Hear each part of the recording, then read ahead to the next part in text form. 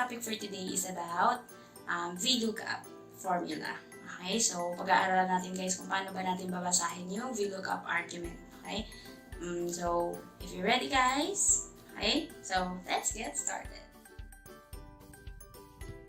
Hello guys, welcome to our question and answer. Okay. So question guys number 1.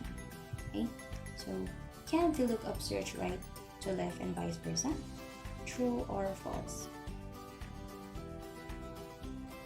The answer is false. Why? Because guys, a VLOOKUP can do search from left to right. Okay. So question number 2. Okay. VLOOKUP only search a simple lookup. Is it true or false? The answer is true. Why? Because a VLOOKUP only do a simple lookup but not a complex lookup. Okay, so question number 3. Okay. Column index number argument is our map. Is it true or false?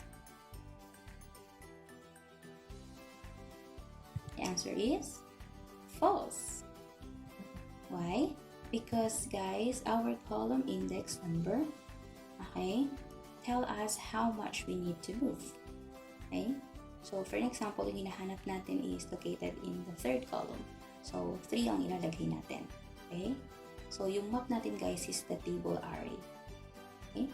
So question number 4. Okay? How to read this argument? Okay? So here guys, we have the lookup value, table array, and then the column index number.